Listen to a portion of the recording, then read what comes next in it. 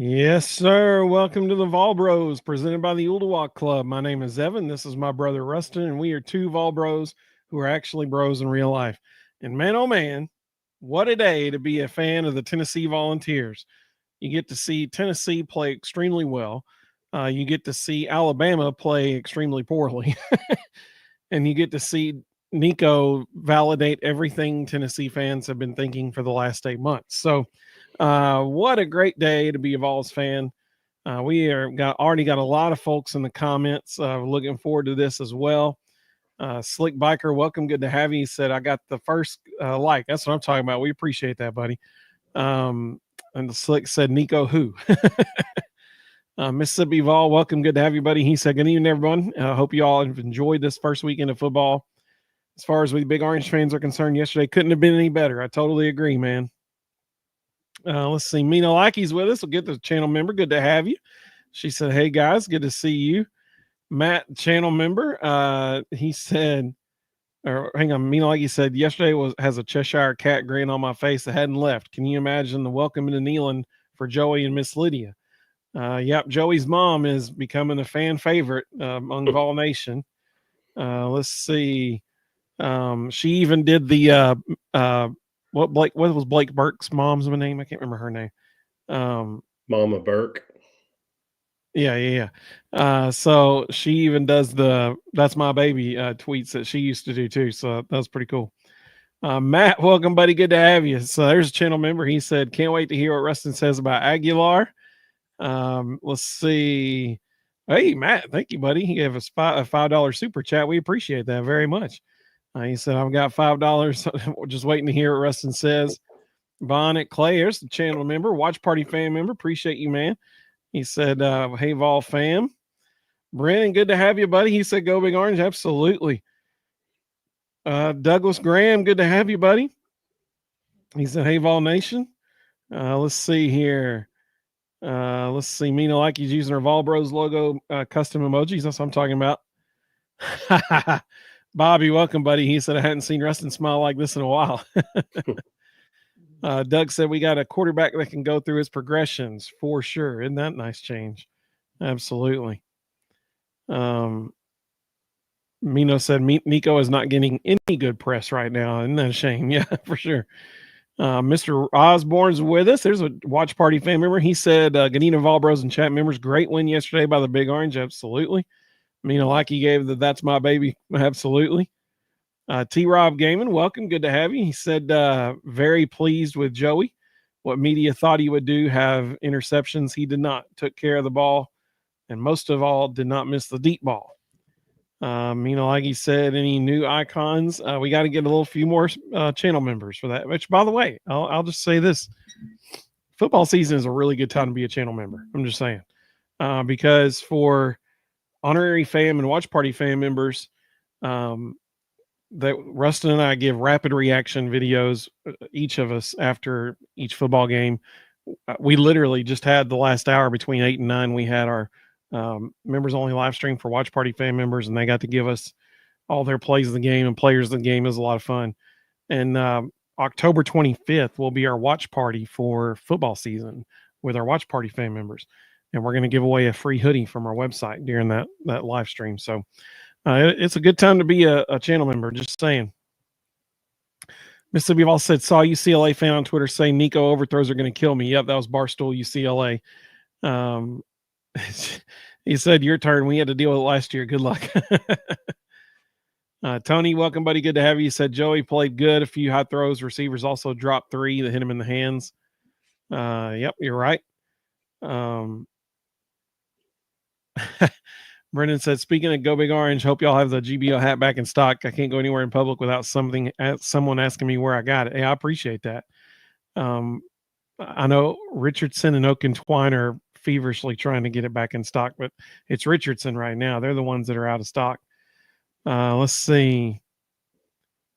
Nolan, there's a channel member. He said, throwy Aguihard. Nice. Is the man. He does have a good little arm on him, that's for sure. John said, hello, Evan Rustin chat family. Hope everybody had a great weekend. Don't forget to tell your mom about the Vol Bros. Appreciate you, man. Tony said running backs look good, offensive line did good, defense has work to do. Mississippi Vol said hit that like and subscribe button. That's what I'm talking about. Matt said UCLA did great. Yeah, for sure, right?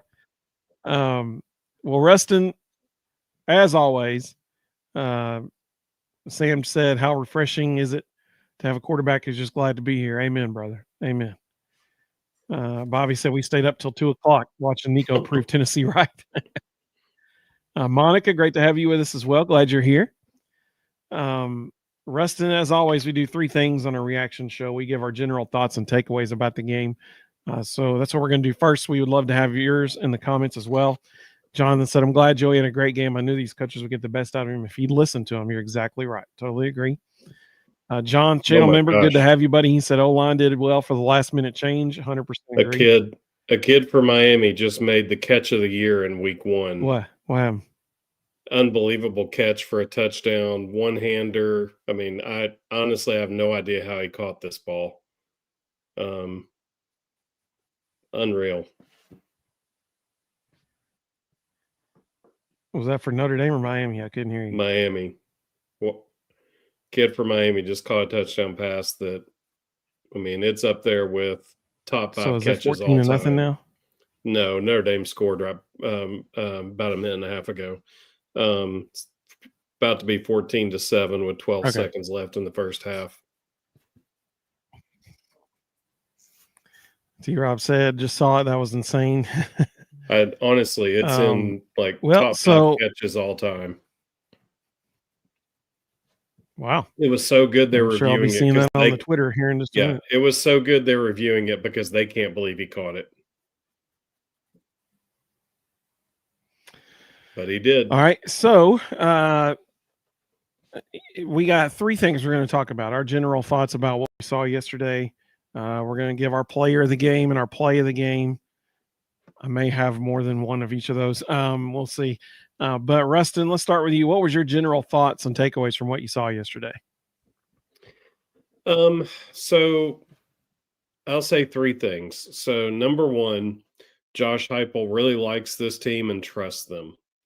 We said a week ago it'd be interesting to see how long he takes to unveil wrinkles, how long it takes him to show the pistol, to show some pro concepts, to show some air raid concepts. And the answer was immediately. I expected him to hide some of that stuff for Georgia. He didn't. He walked out, showcased everything right off the bat. I loved how he just let them go, and he ran their stuff, and he didn't care that they had a major offensive line shakeup the day before the game. None of that mattered. He trusts these guys. He didn't alter the plan. He just said, all right, next man up, let's run the plan. So it was really good to see that. The second thing I would say is I've seen a lot of people talking about the defense the last 24 hours. Just be patient. There was nothing realistic about that. Once we got the lead and people started getting banged up, they clearly said, hey, just keep them in front. Don't do anything crazy. Just play base defense, keep them in front, and maintain the lead. If you notice, whenever it was a key situation, Tim Banks would dial something up, whether it was the Arian Carter bluff blitz where he acted like he was dropping for a step, like he was going to drop in coverage. Then he ran right past the center who thought he was leaving and got a sack. Later I think it was late third quarter, he called a blitz for Edwin Spillman, and Spillman just obliterated the quarterback. He dialed things up when he had to. But overall, he just stayed very vanilla and said, hey, we're just going to keep him in front, avoid injury, just maintain the lead. So, there's a lot he can do that he didn't show, and people just need to relax. The defense is fine. And the third thing I would say, I've said from day one, I hope Joey is insanely successful. I thought overall Joey did a good job running the offense. I thought he um, made some good decisions. I'm not going to say he made all good decisions because he didn't. And I went back and watched it this afternoon. During the game, I felt like there were two passes that if he was facing Georgia, Florida, Alabama, would have been intercepted. I went back and watched it this afternoon, and I stand by that. There were two balls he threw that against a good SEC secondary would have absolutely been interceptions. So, he's still got work to do. They know that. I thought it was interesting that the commentators even said that the coaches made a comment that they're working on his mechanics because he tends to miss high. As a quarterback, if you're going to miss low, never miss high. High misses are interceptions. So the fact that the coaching staff even said that to commentators kind of blew my mind. That's not something you typically say to an announcer. So we saw some of it early. He underthrew the deep ball to Chris Brazel. We got a pass. I think it was Brazel. We got a pass interference call out of it because it was underthrown, so it worked to our favor. But he threw that ball off his back foot. He didn't get his base under him, and he didn't get all involved in the throw. On the ball to Braylon Staley, he got his body involved. He threw it with good mechanics, and it was a dot. He did a fantastic job on that ball. Mike Matthews had a deep ball where he had the guy beat by 5-6 yards and had to slow down because the ball was underthrown because Joey threw it off his back foot. Now, Mike Matthews needs to understand, and some of this is he's relatively new to football, but Mike Matthews needs to understand when you get slowed down on a pass route, you don't catch the ball like this. You stop and you elevate and you catch it at a high point. He helped the defensive back on that play because he didn't go get it. So the good thing is I saw progress. I saw him do a lot of really good things. I think I think we have 4 quarterback gurus in that room who are working hard on him, and they are doing a good job fixing him.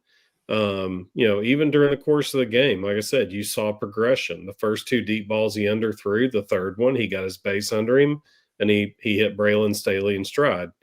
That comes from coaches in his ear on the sideline going, hey, you got to get your feet under you. Don't throw that ball off your back foot. Early in the game, he missed a lot of passes high. He calmed down. He got back to his mechanics, and he started hitting targets. So I think overall he played really, really well. And I think it was good to see him starting to resolve some issues. But I can promise you, when they watch this video back, the 2 balls that I'm referring to that should have been intercepted, the coaches are going to point that out, and they're going to say, dude, you can't throw that there. That is not reality. Georgia will pick that off every time you make that throw. Do not throw that ball in that window. Hopefully he'll learn from that. Unfortunately, next week he's going to face ETSU, so it's not going to be realistic. He's going to get away with bad balls against them too, because it's just not Georgia. It's not Florida. Hopefully he can take another step next week. He can continue to get better. Hopefully he only has to play the first half, and he can then start preparing for Georgia. I like his moxie. I like his attitude. I like that he plays with a chip on his shoulder. That's awesome. That's always a good thing for a quarterback. The players seem to respect him. That's huge. Yeah. His teammates seem to like him a lot. That's a big deal because they hated Nico. So that's good. So I think he's got all the potential in the world, and the biggest thing he has going for him is he's got 4 of the best quarterback coaches in America sitting in the room with him. Well, last Sunday when we did our preview show, because Thursday night was SEC trivia night, but last Thursday when we did our preview show, I said I want to see two things. I said I wanted to see no injuries and the offensive line step up and play really well. And I think overall we saw both those things. We saw, as far as injuries goes, we just talked about this on our Watch Party fam members only live stream. I don't think Jackson Moy is going to miss any time. I'll put it that way. I think he will be right back on the field this Saturday against ETSU. Absolutely. I mean, I don't think we came out of that with any serious injuries, which is really good. That's very, very good. Along the same note, the new fake injury rule did absolutely nothing, literally nothing. The only thing it did was make people fall down faster. That's all it did, because you can't fall down after the ball's been spotted. Well, it actually created confusion because the defenders couldn't figure out who the coach on the sideline was telling to fall, so multiple ones dropped. That video of the two defensive backs for Syracuse both falling at the same time, that was absolutely hilarious. Well, and the safety and back realizing, oh wait, they're not talking to me, and jumping back up, nothing happened. It's like, dude, come on. Yeah, that was incredible. So funny. But both teams did it. I mean, both teams took advantage of that faked injury thing. So yeah, it's just gonna be that way. I mean, it's just gonna be that way. Nothing's gonna change. Backflip Spaghetti just came a channel member. I appreciate that very, very much. Thank you so much. Thank you. That is awesome. So, fake injury rule, nothing doing there. It's all the same stuff. As far as the offensive line, dude, they were dominant. That was so much fun. And it wasn't even the starting five that was supposed to be the starting five, So, I mean, like, that was absolutely wonderful to see them play so well. I don't think anybody could be upset with how the offensive line played.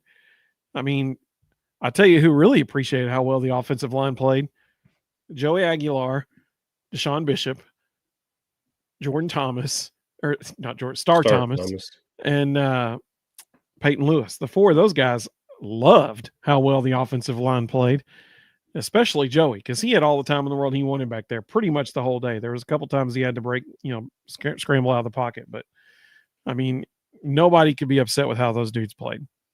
As far as the defense goes, what you mentioned there, so we had 27 guys play on defense yesterday, including William Wright. If anybody didn't know, and you saw number 0 playing, he's a walk-on, and he senior walk-on. Yeah, he's been a walk-on for 4 years. I highly doubt William is going to be getting that many minutes against Georgia or Florida or Alabama. William played almost the whole second half, and I'm happy for him. I love it. But that just shows that, they had guys get a little, dinged up, and they're like, all right, well, we'll just put in everybody else and they'll make it work. He had 27 guys playing on defense, at least 4 of whom were true freshmen. All total, 13 true freshmen got on the field yesterday. Whether that be on offense, defense, or special teams, all combined, 13 true freshmen. And it would have been 14 if David Sanders Jr. was able to play. So you got to feel good about that they were able to get those dudes some playing time. That's always a win when you can get that many guys on the field. As far as my other thoughts about the game, not only was the offensive line dominant, and listen, that was a huge, let's be honest, the biggest question mark in the offseason was who's going to play quarterback, obviously. The second biggest question mark was, how's our offensive line going to do? Because you had one returning starter, that was it. And they made themselves household names yesterday, buddy. Everybody in the country now knows Tennessee offensive line is legit. They are really good. And because they were so dominant, our running backs tore it up yesterday. Listen, there is we Ruston and I, if you've watched our show for any amount of time, you know that Ruston and I have said repeatedly that our running back room was probably easily the strongest position group on the offense. Yeah. And they were going to surprise a lot of people with how good they are just in the SEC in general. Well, they let people know yesterday we got some dudes back there. We got some dudes back there. I think the coaches are going to be real pleasantly surprised when they watch the video back as well. Wendell Moe did a fantastic job. Jesse Perry was adequate. He was good at times. He missed a few blocks. Lance Hurd did a good job. Sam Pendleton was lights out. Sam Pendleton will absolutely grade as the highest offensive lineman in that room. He had a fantastic day, but I think the one that's really going to surprise him, I think the second highest grade is probably going to be Sham Umarov. And I thought he was just absolutely fantastic. And if you watch, most of their big runs came behind him. So he kept running behind Umarov and Hurd. Yeah. So I think when David Sanders comes back, Jesse Perry, who was supposed to start at left guard, may be the odd man out, and he may be just kind of a versatile rotational guy who can play every position, because they're going to have a hard time taking Sham off the field after the way he played Saturday. He was really impressive. Matt just gave a $20 super chat. Matt, you're the man, dude. Thank you so much. That is awesome. Thank you. One thing about the offensive line that, well, you were just saying there. Hang on, let me take that comment off the screen. There we go. All right. So one thing you mentioned, Sam Pendleton. We got to see a lot of really good leadership from Sam Pendleton yesterday, and I'm going to bring up one particular moment where he demonstrated that. There was a play that I thought it ended up being an offensive false start against Tennessee's offensive line. It should have been a neutral zone infraction by the defense, because two of their dudes jumped across the line, didn't make contact with our guys, but our guys reacted to it, took a step back, and it was Wendell Moy and Perry. It was the two of them because it was on the right side of the line. And they called a false start on Wendell Moy. And Sam Pendleton, to his credit, he looked at, you could see it in real time during the game. He looked at Wendell and said, well, I got it, that kind of thing. And he turned to the official and started explaining to the official, and you could see, him go like, they jumped off sides, that kind of thing. We reacted like that. And the official responded to him, and he went, okay, like that, and turned around and went back to the huddle. I mean, like, he took control on behalf of his fellow offensive lineman with the umpire. Because, listen, Sam Pendleton and the umpire are going to be talking to each other the whole game. I mean, because the guy's spotting the ball for him every time. They're going to be talking the whole game. So Sam's building that relationship with that official. That was really good to see. That was really good to see. So that was a small little thing, but I loved it. And so then my last takeaway was Joey. We mentioned this just a minute ago on our members only stream. Listen, there was no bigger microscope yesterday than that what was on Joey Aguilar. And then it was inevitable, like between especially Tennessee fans and UCLA fans, but everybody was going to compare Nico and Joey yesterday. Everybody was. And to Joey's credit, yeah, he was a little inaccurate at times. And the things Ruston has been saying on this show were validated. We saw those validated a couple times yesterday, how he missed high, how the commentators were talking about his mechanics. But what I said a minute ago in that live stream that I've been saying since yesterday, the difference between Joey and Nico was on the deep balls. He at least gave the receivers a chance to make a play. He didn't overthrow them by 5 to 7 yards. He didn't throw the ball 30 feet out of bounds like he did at Oklahoma last year and almost landed in the first row of the bleed. I still can't get over that one. I don't even know what was going on in that one. That guy was open. He sure was. He was calling for the ball. He was demanding first row. Yeah. So at least Joey gave the receivers a chance to make a play. We took 3. I mean, there was another.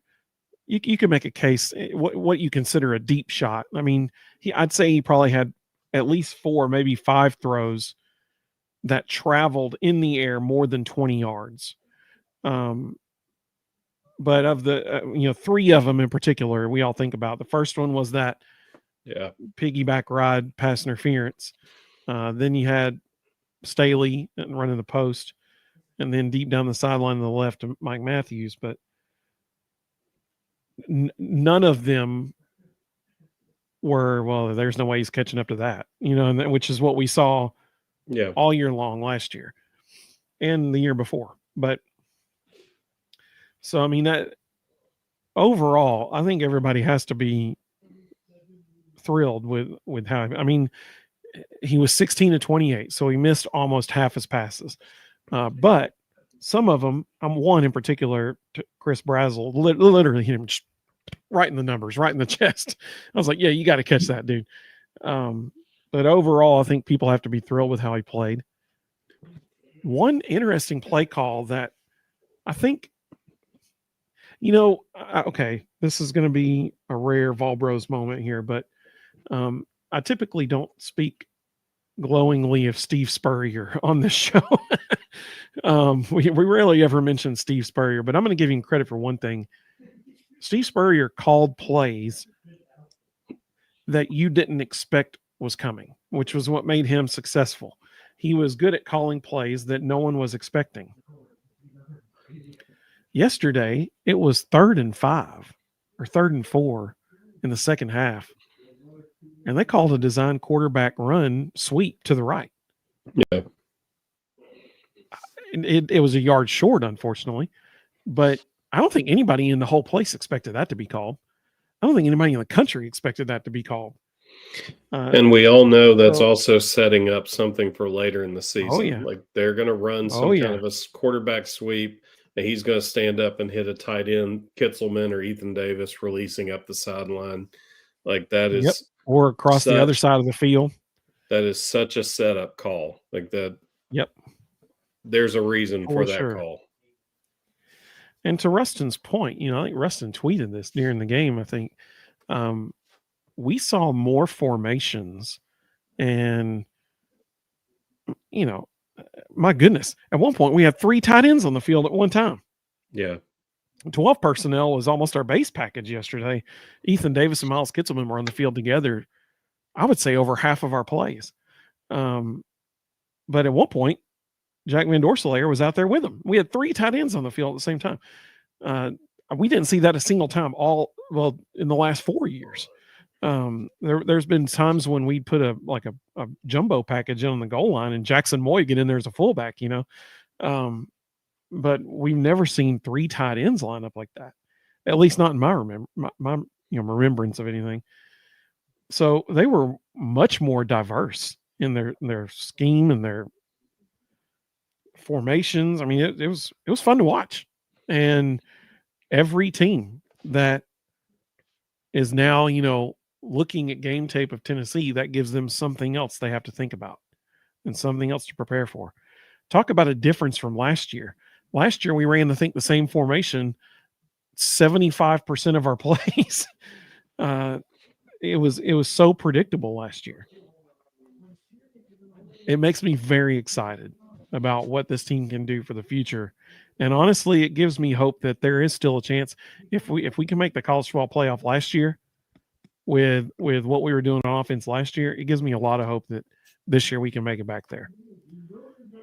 Yeah. I'm going to run through the comments here and then we'll get to you want to do player of the game first?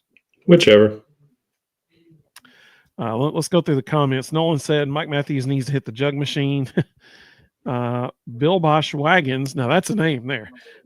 He said Deshaun Bishop's going to be a menace. Anybody who comes out without anything but a towel is built different. Let's see.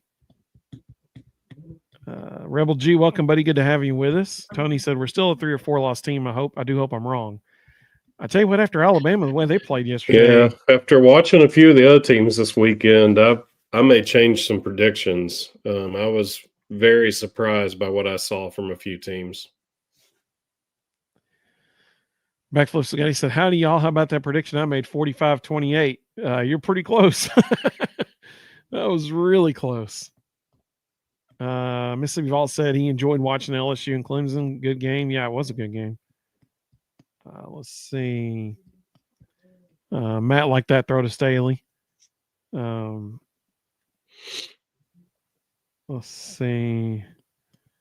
Backflip Spaghetti said, Joey's the man. I hope he continues to grow. Totally agree. I mean, like you said, I'm doing backflips myself. Bionic Clay said, I like that we ran up tempo again. Absolutely. Mm-hmm. So in the first 3 possessions, I went back and counted. In the first 3 possessions, we ran 14 different formations. We had multiple shifts and trades, and we ran at tempo. I don't know that we did all of that in the entire season last year. And honestly, I think what it really spoke to was, and you never know what's really happening behind closed doors. You never know, what happens always in the locker room. I had heard rumors that Nico was not a film study guy, that he struggled to spend time watching film.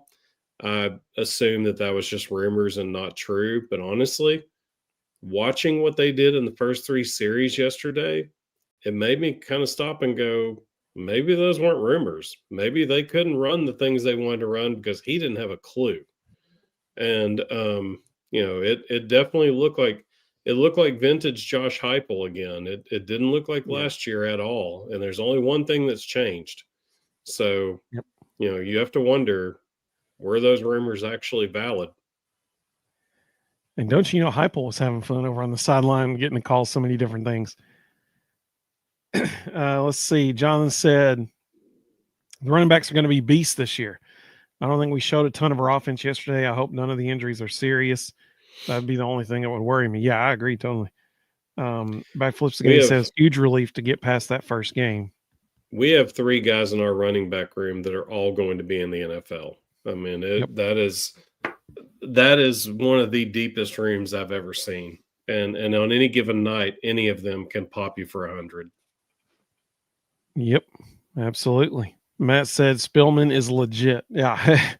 Amen. I think one of the 2 of us on this show said that predicted he would, both of us really predicted our breakout players, and both of them had fantastic games yesterday. I predicted Spillman as my breakout player of the year. Ruston said Star Thomas. Both played great.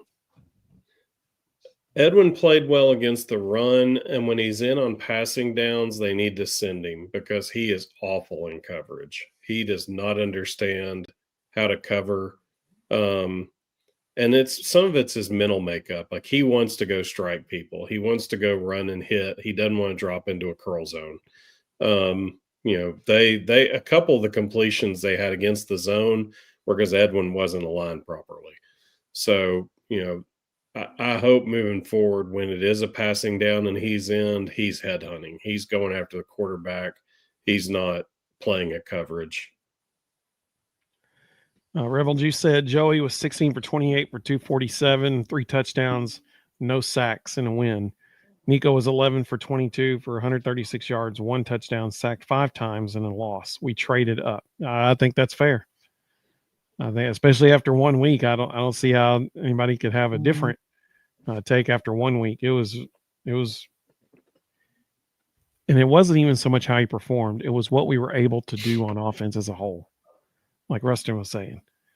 I do think people, and I understand the reasons everybody's going after Nico. I think the one thing you do have to keep in mind, Syracuse is not Utah. Utah is significantly better, and UCLA is not Tennessee. Nico is surrounded by nothing, which was really honestly one of the things that really surprised me that he was going there. That team's awful. There's nothing around him. Like, I hope with the money that they didn't get from Tennessee, the cut they took to go to UCLA, I hope they were wise and bought a life insurance policy, because before this season's over, he's probably going to need it. Bobby said, glad you addressed the defense, Ruston. The secondary looked like they were playing soft zone, really looked like a big concern. I wasn't concerned about them at all. I think they had some injuries. Ricky Gibson went down. They held him out for precautionary reasons. That's why you saw Ty Redmond get so much run. Andre Turrentine got a little banged up. That's why you saw William Wright for a second. They'll all be fine. They were being precautious. And when guys started dropping, they were like, we're just going to keep them in front, play good coverage, force the front four to get us something. And just be good with it. Let's see. Sam said Tennessee receivers had 7 drops. Mississippi Ball said, however, the health of our defense is concerning. I hope none of them are very serious. Yeah, me too. I don't think they are, and we won't know until they're either playing or not, because Tennessee will just say it's an upper body injury. Yeah. And for some of them, you may not even know until Georgia how legitimate they are, because if any of them are in the slightest banged up or not feeling 100%, they'll hold them out against East Tennessee State. Like, they won't risk making it worse. Matt said, who y'all want, Nico or Joey? And Backflip Spaghetti said, Joey all day, every day. And Matt said, every day. I agree, man. Absolutely. I mean, I would much rather have Joey for the sole reason of what I said earlier. When you watch him interact with his teammates, they clearly like him. Yeah. And I guarantee you go back and run back tape from last year. Nico was typically sitting on the bench by himself. People around the program would talk about how he was never really around the team. He was on his own. He was a loner. And this is a guy who's jumping in with both feet and leading. Brendan just hit the nail on the head with Joey. He said, my favorite thing about Joey is he's grateful, humble, and coachable. You're exactly right. Yep. That no one could have said it better. That's why he'll be successful at Tennessee, because like Ruston said, he does have 4 guys that are phenomenal coaches coaching him right now, and he will listen to them. Yeah. And I think that, his attitude is a direct reflection of what you're talking about there, being grateful. He's worked his tail off to get to this point, and he so appreciates the opportunity he's got in front of him, and he's trying to take advantage of it the best he can. We right now have arguably the best quarterback coaching staff in America, when you include analysts. You've got Josh Heupel, who's a quarterback whisperer. You got Joey Halsley, who has done nothing but learn from Josh Heupel and echoes all the things that he's saying. You got Seth Littrell, who could be an offensive coordinator for literally any Power 4 team in America, and they would all thankfully take him except Oklahoma. And then you got Landry Jones, who could easily be an offensive coordinator in the NFL right now. He's got a wealth of knowledge around him. Absolutely. Gary, welcome, buddy. Good to have you. He said it's the first game. Give him a break. Better than Nico. We, the fans, will take him. I think that was the general sentiment from both of us as well. I wasn't saying anything negative about him. I was just saying some of the things that I've seen on film aren't fully corrected yet. And against good teams, they're going to be a problem. So long as he keeps growing and learning and developing and does what they're asking him to do, I think he'll be fine.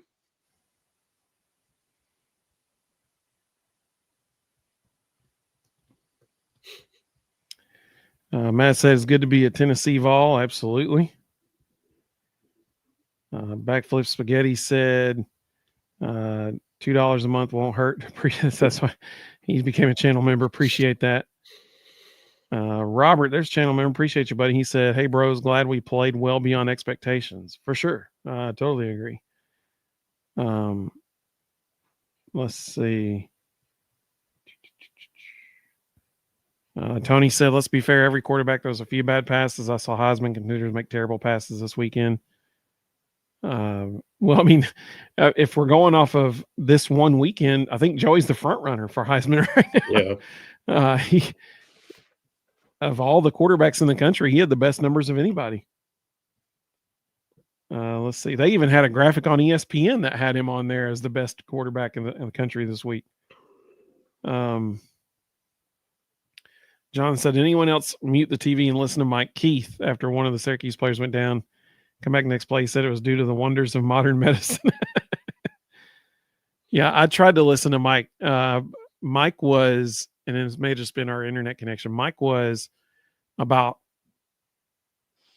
5 to 7 seconds ahead of, maybe more than that, maybe almost 10 seconds ahead of what was on our TV. And so, like, I was finding out what was happening before I saw it. And it was like, I was like, I don't know. I want to see it first. So I tried to go back and listen when I could, but I wanted to see it instead of hearing it first. Volcano asked, who is the number one receiver? Mike Matthews. I don't know. I think that's an interesting question because I think the coaches are going to walk away from this weekend going, we got some work to do. I think they want Mike Matthews to be the number one receiver, but Right. there's some things he's got to do. Like he did not play as well as they would like him to. Played the best. Yeah. And here's why I'm wondering if maybe they're looking at him going, we've got another Jalen Hyatt. The deep ball to Braylon Staley was a scheme call. They went 12 personnel. They took Chris Brazel out, and they put Staley at that split end on Brazel's side. The only reason you would do that is if you've already predetermined he's getting the ball. So if you watch it back, they recognize that every time they went 12 personnel, Syracuse was going man free, which means they're playing man to man underneath with one free safety. If you watch the play, the safety cheats to Mike Matthews' side. He thinks something's coming to him, and Braylon Staley just runs right by the dude that's supposed to be covering him. And if you watch Mike Matthews, he just runs like a drag route. Like he's clearly just eye candy to make the safety sit. There was only one receiver on that route. It was Braylon Staley or nobody. So, the fact that they took Chris Brazel out to call that play for Braylon Staley was really interesting. Let's see. So I'm 25 minutes behind on the comments. I'm going to go through these real fast. Sean said, I feel good about our O-line. Me too, buddy. Sam said, we need an injury penalty box. If a player goes down, they're in the box for a predetermined time. Hey, there you go. I mean, they can't, it's the rest of the series, right? Like they can't come back in the rest of that series. Let's see. Doug said, Ty Redmond impressed me. Absolutely. Yeah, he did some good things. Backflip Spaghetti said, let him play next week, work him in Georgia game. Mississippi Vol said our running backs will be huge weapons for us this year. Absolutely. Volcano said Mike Matthews, when he gets the ball, make a guy miss. Yeah, he did on that screen pass to him, bubble screen to him. Let's see. John said, how about them snaps from Bennett Brady? They were all beautiful. El Capitan. I think the fact that Bennett, that are captains, that's a good point. If we have no other reason to believe that people in the football coaching staff or coaching office watch this show, the fact that Bennett Brady was a captain in week 1 should seal the deal. Like, we will take full credit for Bennett Brady being named a captain. Sam said the O-line's execution on the tunnel screen was a thing of beauty. Yeah, that was nice. Yeah. Let's see. Bobby said Lance Hurd graded out from Pro Football Focus as the top. So I already posted it on Twitter tonight, but I'll say it here, and this will be the only time I'll say it all year. I know people like PFF grades. It's fun to see, but public service announcement, there is no way PFF grades are in any way accurate, and no one should put any stock in them. Because if you don't have a play sheet, you can't grade. I say this every year. This is the only time I'm going to say it this year. It is impossible to grade if you don't know the play call or any audibles that were made. It's impossible. You're just guessing. So the tunnel screen that Sam mentioned a second ago, yes, that was an air raid concept. But I actually saw both versions of screen game this weekend. I saw air raid screen game, and I definitely saw some NFL screen game, which would have come from Landry Jones. I was surprised at how much we showed. It was cool to see. Heupel wanted to make sure everybody in the world knew that he has changed this offense, and you better be ready for anything. We ran a lot of square ends. Think about last year. How many times did we attack the middle of the field? We ran a lot of square ends and deep digs.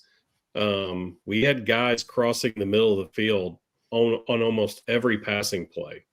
We ran some pistol. We ran some pistol play action. It was fun to see. Josh Heupel walked into that room and said, "All right, guys, let's reinvent this thing," and they did. They have added a lot. Jonathan said the O-line was great yesterday. I hope they play that well against Georgia. Amen, brother. Bobby said ESPN has us at 9 in the FPI. They sure do. Sam said, how'd you like the half-yard line spot when the video shows you right at the goal line or the ball bouncing off the Syracuse player's heel and towel? So here's my thing.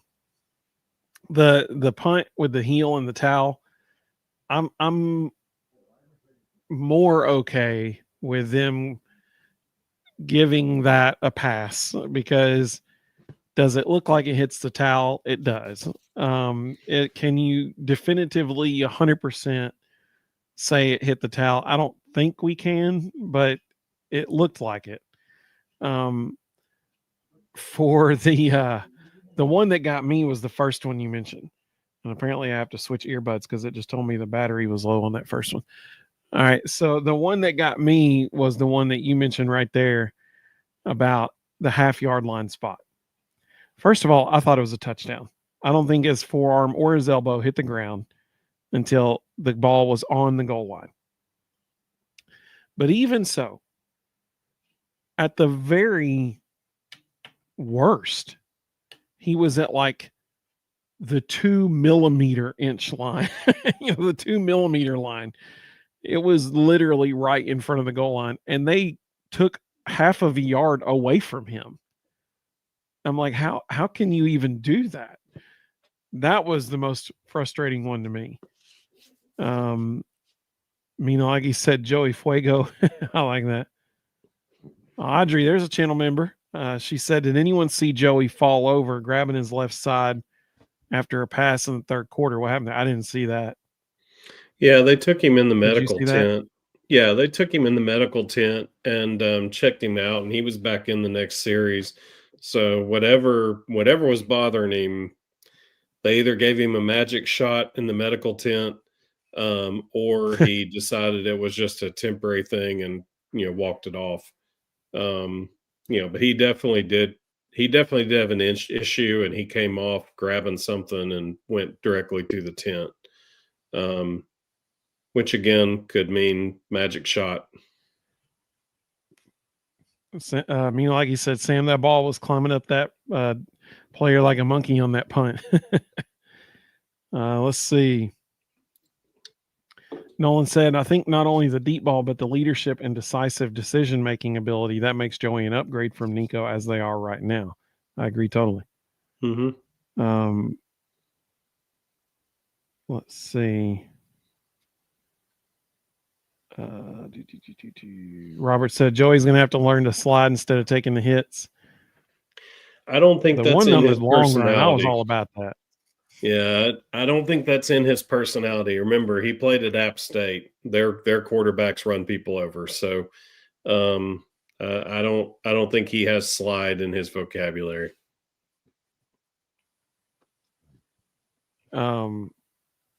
I agree with Brennan. He said, I feel like we played much faster yesterday. Do you think it's because of their confidence in Joey? Yes, I agree. It's their confidence in his ability to run the offense. I think it's also confidence in not just him, all of them. I mean, you got a guy playing center who just learned this system less than 6 months ago, and he's calling everything at the point of attack. So they've got to be very comfortable with him also. Absolutely. Rebel Juice said, what I like about Joey is his heart's in it. He's a leader and committed team player. He wants to be at Tennessee. He wants to win for Tennessee before himself. He will give it his all. Complete opposite of Nico. I totally agree. Yeah. Audrey said Nico got all kinds of nicked up last night. Yeah, he did. They showed a video of him leaving. It was funny. Somebody said he's walking with a limp. Go ahead. That's what I was going to say. They showed a video actually of him leaving the stadium, and he had a brace on his hand, and he limped out of the building. That's why I said I hope he got a life insurance policy, because he's going to be running for his life all year. So in that video, they said he's limping and he has a brace on his right hand. The brace was on his left hand. I was like, come on, guys. I mean, it's easy, right? Like, let's see. Yes, Max Gilbert was the first person to score before. Let's see.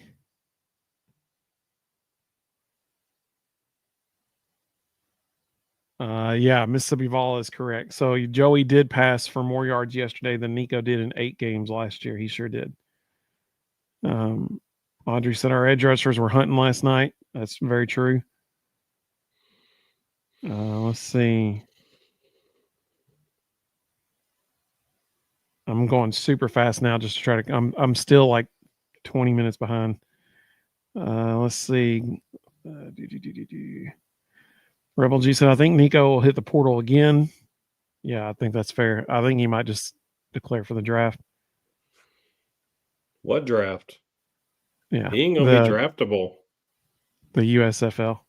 Yeah. I mean, he's going to have to go to Canadian League or something and prove himself before anybody's going to pick him up. This season's going to be a debacle for him.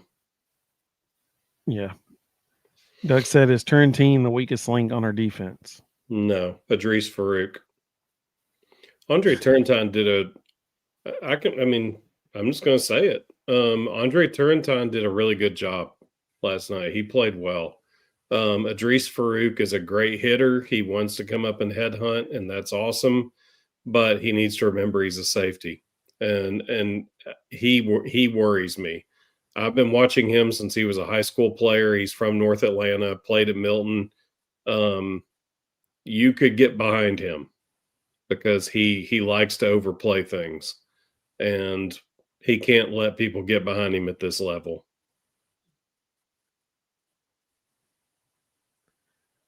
Man made a great point. He said, it's crazy that Heupel told Aguilar to throw the ball first 4 snaps of the season. Yeah, it's pretty sweet, isn't it? Yep. I love it. Rebel G, I mean, and what a message to him, right? Like he's saying, like, I got confidence in you. Let's go do this thing.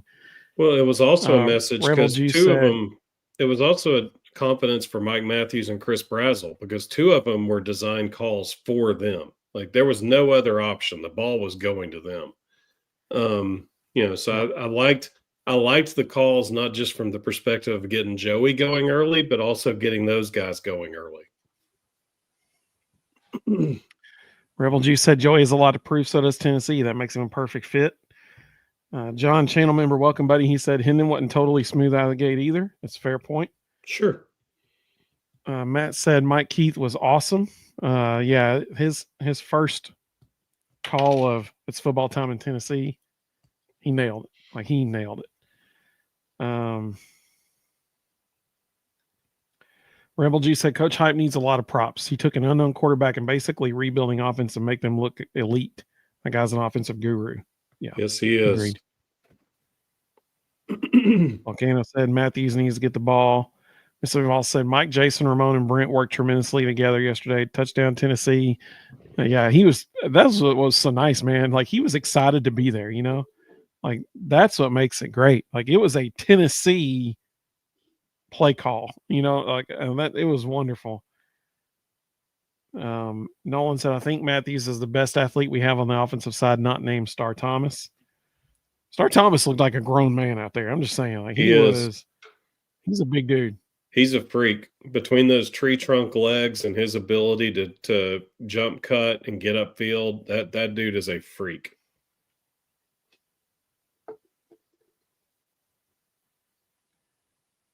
Just a man in Tennessee said, do you think Colton Hood's defensive? We're going to give our players of the game here in just a minute. Let's see. Rebel Juice said Syracuse absolutely faked the injury at least once. Yeah, a whole bunch of times. Of course, we did too. Yeah. Oreo Puppy Dog, welcome, buddy. He said, I'm late. Wish we hadn't had the drops we had. Defense let Syracuse run on them pretty bad, I thought. Let's see. Matt said, in Hypel, I trust. Sam made a good point. He said, saw Joey looking the defense off and going through a progression. I don't think Nico ever did that. Definitely not to the extent that we saw yesterday. John said, I believe you're right about Notre Dame this year, Ruston. They look terrible right now. So as a team, so I'm watching as we're talking. As a team, they actually aren't that bad. Their issue is what I said was going to be their issue. It's quarterback. The true freshman is just absolutely killing them right now.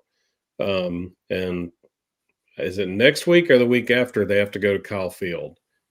There's an early game. It's either week 2 or week 3. They have to go to A&M.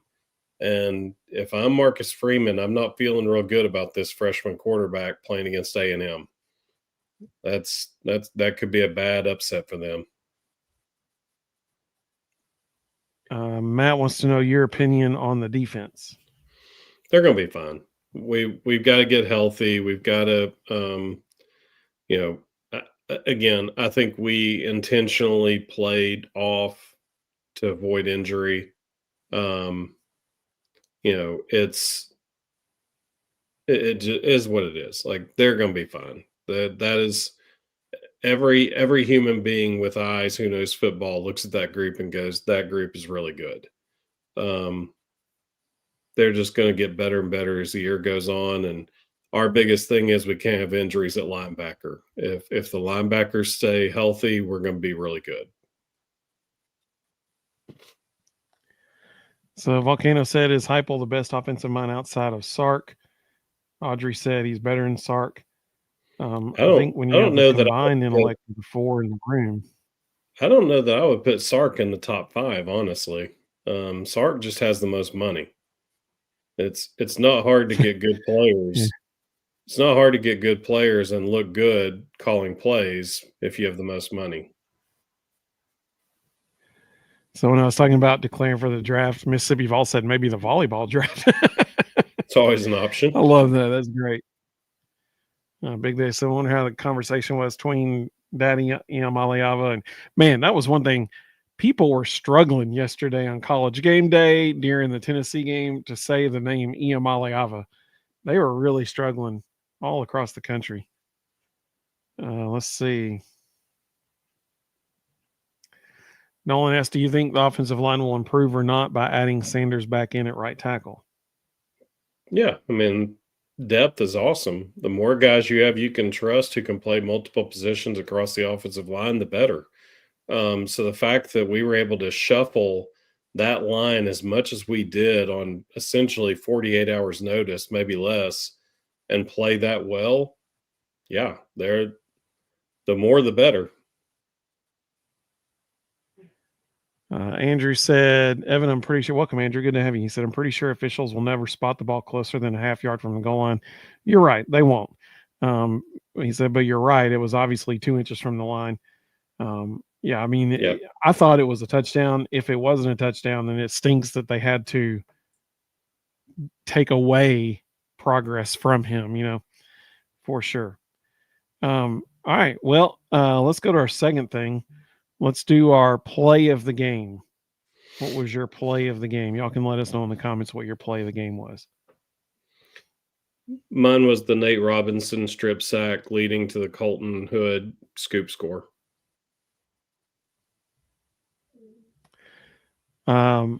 So I had 3 honorable mentions. Joey Aguilar's 73-yard bomb to Braylon Staley, honorable mention. Nate Robinson's bull rush and strip, leading to the Colton Hood's scoop and score, honorable mention. Incredible play. One of my favorites was Peyton Lewis's touchdown run, and I mentioned this on the members only live stream, but the best angle of that they showed, it looked good, like in real time, it looked awesome.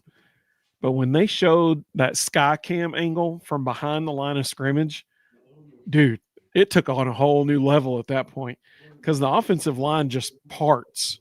And then it's just the linebacker and Peyton Lewis. That's it. And right there in the middle of the line. And he just bulldozed that guy. I mean, it was awesome, baby. It was so good. That was easily one of the best plays in the game. It reminded, unfortunately, that Tennessee was on the opposite end of that kind of play when Herschel Walker ran over Bill Bates. But this time it was Tennessee's running back running over the Syracuse guy. And it was incredible. Incredible. So that was one of my honorable mentions. But my play of the game was Jalen McMurray tipping the ball up in the air, and then Jeremiah Thielander full extension. I mean, full extension, diving to intercept that ball. Absolutely huge momentum shift in the game. Bonnet Clay was talking on the members only live stream about Deshaun Bishop's play right before the half, where he broke a tackle in the backfield. And I mean, let's be honest, that halftime swing was a big deal, because it was 17-7. Syracuse was going to get the ball coming out of halftime. And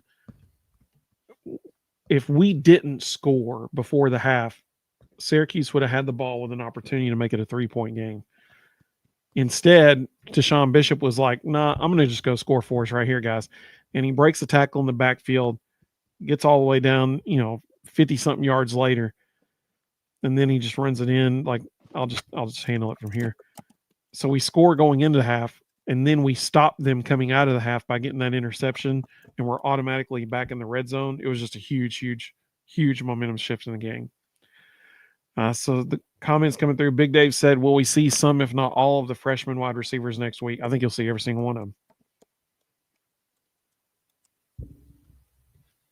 Let's see. Ruston, what do you think about that? Yeah, absolutely. Probably see Travis Smith early. They tried to work him in this week, and Joey threw a ball 5 feet over his head. He was the only one they played this week, but I would expect to see him and Rodarius Jackson this upcoming week.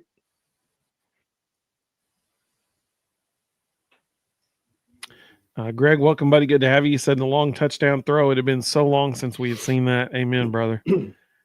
Doug said his touchdown throw to Star Thomas was his play of the game. Just a Man in Tennessee said the Thielander interception. Oriel Puppy Dog said Joey's deep ball. Backflip Spaghetti said the deep ball. Rebel Juice said Alabama's fan base is experiencing what we as Tennessee fans did until we got the right coach. They're in a transitional period until their next head coach, not just a rebuild. He thinks Kiffin will be the next coach. I don't know about that. I don't know. Maybe. I don't know. Jonathan said that was going to be his pick for the defense and the deep shot for offense. So the Nate Robinson strip and scoop score. Like he said, it was beautiful. Real Puppy Dog said, will GMAC play any this week? I hope he plays the whole fourth quarter. Backflip Spaghetti said it was almost erotic. Matt said he's just getting his voice back. That's what I'm talking about. Let's see. Matt said it was huge getting that, stop, that score before the half and the stop after it. Backflip Scotty said, now y'all go, Big Check. We appreciate you. Thank you so much, buddy. Thank you. Rebel G said, theoretically, let's say DeBoer is fired / bought out. If he becomes Alabama's head coach, how personal does the third week in October become? Oh, man, absolutely. So I think the major problem you have is Alabama's kind of worked themselves into a corner. So their NIL budget for football this year is about $20 million. As of right now, Kalen DeBoer's buyout is $70 million. So bare minimum, if they make a change, they're going to lose $70 million. But really, you could make a case they lost $90 million because the $20 million in NIL money they spent this year would have basically been useless. And all those guys have a 30-day window to enter the portal. So you could have just literally thrown away $90 million in one decision. So, Alabama's painted themselves into a pretty tough corner. I absolutely, to answer the previous question, if Alabama offered Lane Kiffin the job, I absolutely think he would take it. If for no other reason than what I just said, his NIL budget at Ole Miss is $8 to $9 million. Alabama's is 20. When you think about, somebody mentioned Sark as a play caller, one of the top 5 play callers in America is Lane Kiffin, and he might be in the top 3. You give him $20 million to work with, he'll win. John said that was a great play, Evan. I said Sunday I thought T-Lander would get a turnover. I said he would get a fumble, so I guess I was half right. Well, we got a fumble, it just wasn't him, and he got a turnover, so I'd say you're doubly right. Let's see. Matt said if Tennessee beats Alabama, Bummer is down bad. Oh, for sure. And after this weekend, the game looks way more winnable. All right, so let's do player of the game. Ruston, who was your player of the game? And you guys let us know in the comments who your player of the game was. I mean, you had a lot of options. Arian Carter had a fantastic game. Jalen McMurray had a fantastic game. Colton Hood was exactly who we thought he was. Played extremely well. You could pick any one of the 5 offensive linemen. They all did a great job. Joey was really good. But I'm going to go with Star Thomas. He had 13 touches for just under 100 all-purpose yards, scored a touchdown, had some big runs on third down. I said this on the members-only live stream, but I really mean it.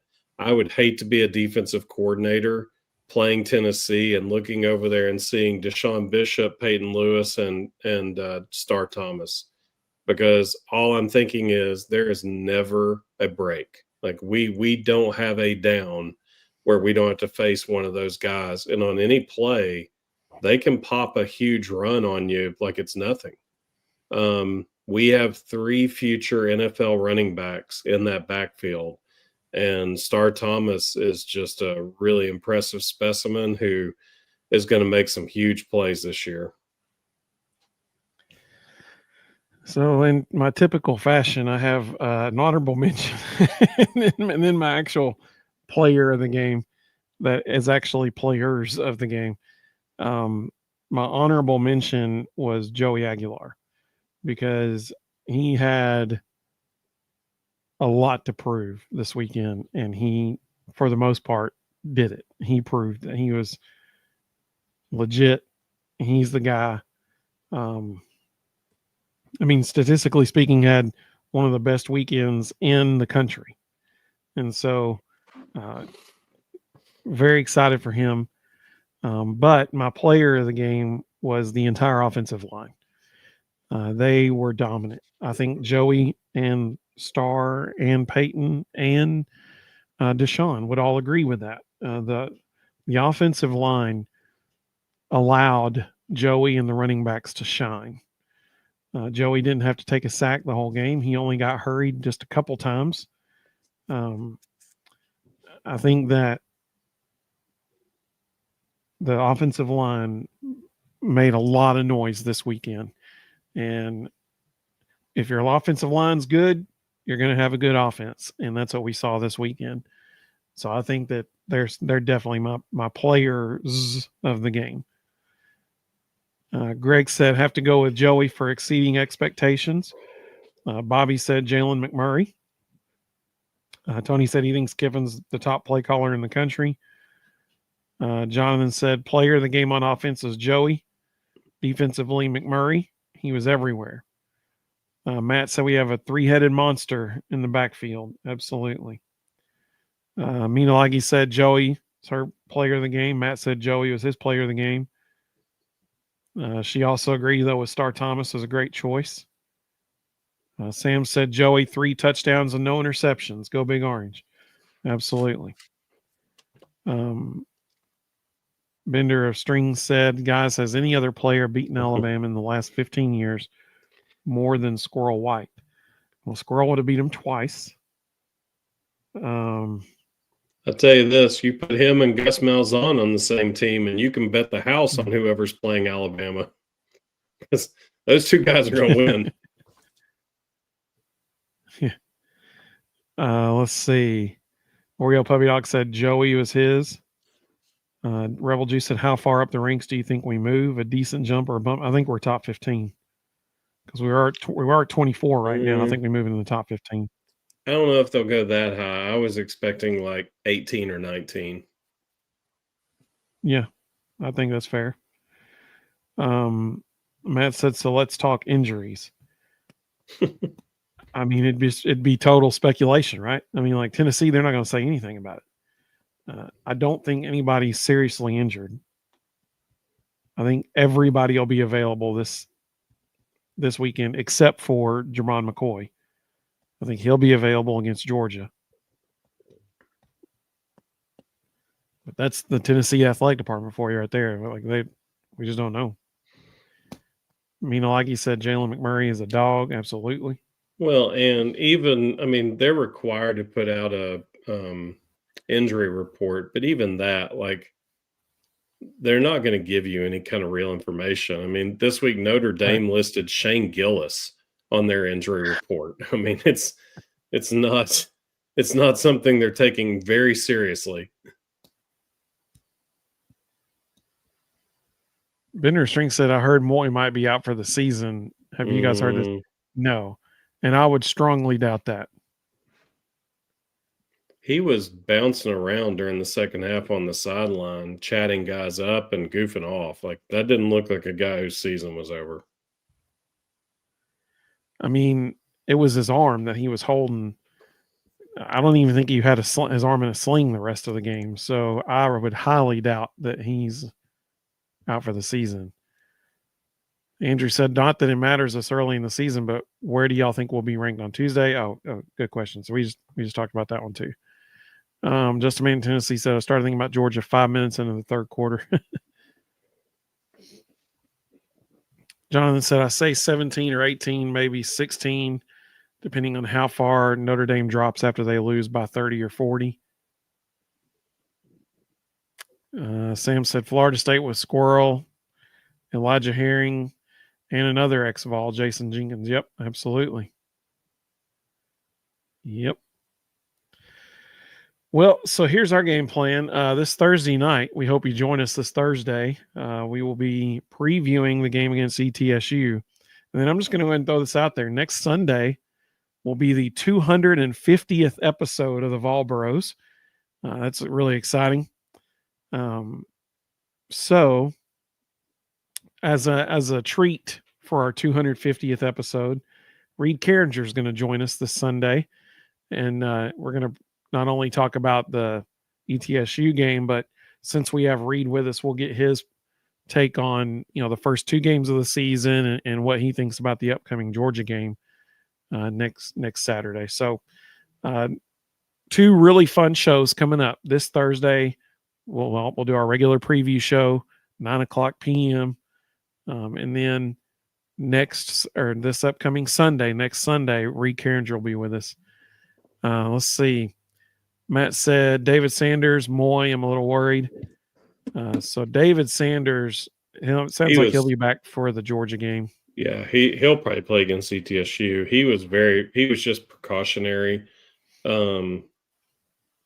He was not if that was an important game, he could have played. Like he said, Shane Gillis, the comedian, yes, he was on the report for Notre Dame.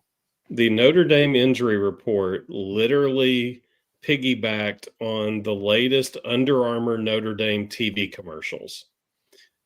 Shane Gillis has a joke about a tailgate in an Under Armour commercial, and on the Notre Dame official injury report, they listed that Shane Gillis was out due to tailgating. This is the literal injury report they turned into the NCAA. So, yeah, they take it real seriously. Sean said 4 top 10s go down the first weekend. What a start to the season. Absolutely. Absolutely, man. John said, congrats on 250. Hey, we appreciate that, man. Thank you so much. Just a man in Tennessee said, my favorite Volbros tradition is triggering Mississippi State fans. That's pretty good. That's one of ours too, actually. Hey, kudos to them. They went out and beat Southern Miss like a rented mule. That was a good win for them. God, Guns and Ammo, welcome, buddy. He said, what's up, fellas? Good to have you, man. Bender String said, huge shout out to Mike Keith and Ramon Foster for their first broadcast. It was the first time I turned off my TV audio and listened to the radio since 98. Yeah, they did great. I mean, Mike Keith nailed his first ever It's Football Time in Tennessee. Well, I turned it off and went to the audio as soon as Louis Riddick decided to say on air that Tennessee's defensive line room is really weak and doesn't have much depth. Yeah, exactly. Good call, dude. Like, how can you prepare for that game for so long and that's what you say? Like, I don't get. I was just like, what are you doing, man? Like he said, she loves Reed. I'll bet he's happy. Absolutely. Like he said, what a stupid thing to do from that announcer. Yeah, exactly. Like, how it's your job to like know the teams that you're going to be talking about. How could you not know that the defensive line is the strongest group on the whole team? Matt said he's going to the Mississippi State game, front row tickets. He's pumped. That's what I'm talking about. I'll look for you on TV. You're going to be the one wearing orange, right? Mm-hmm. Well, so just so everybody knows, college football pick'em challenge. The game that is currently on right now is the last game of this week's games. And so as soon as that's over, I'll update the standings. I've already got the picks for this upcoming week on the website. So if you submitted picks this last week, you can go ahead and do that for this week. There's 10 games. I'll show those again on Thursday. The picks are due by Friday at 3:00, just like they were this past week. There's several good games. No one has a perfect record so far for the pick'ems for week 1. No one had a perfect week. There's 50 people who played. There's a couple people who have a chance of going 8-2, but that will be the best record possible this week. One person might end up 2-8. They're hoping that their Notre Dame Miami pick can pull it out. Only 4 people chose Florida. 4 out of 50 chose Florida State to beat Alabama. Ruston's daughter was one of them. Let's see. Jonathan said, I wonder how many times Mike Keith has practiced It's Football Time in Tennessee since he was hired. That's a good question. Let's see. Rebel Juice said, I was thinking 9-3 at worst going into the season. As of now, it's looking 10-2. Yeah, I agree with you. Well, we appreciate everybody. I was just looking at Alabama's schedule. The team we saw play this weekend could legitimately go 8-4. Can you imagine? They were calling for Nick Saban to be fired when he was 10-2. Can you imagine what will happen if Kalen DeBoer goes 8-4? Tuscaloosa will be in flames. Yep. Jonathan said he thinks he picked Florida State. You have to go back and check. God Guns and Ammo said it's nice to see the fast tempo back. Amen, brother. Totally agree. Well, Well, we hope everybody has a great evening. We hope you join us Thursday night at 9:00. And go ahead and head over to thevolbros.com/contest to make your picks for this week if you're one of the 50 people who joined in and played. We hope all of you have a great evening. Go Vols, baby. Man, isn't it great to have Tennessee back? That, football back on the TV, football season's here. It's wonderful. So we look forward to seeing everybody Thursday night. Go Vols, baby, and we will see you very, very soon.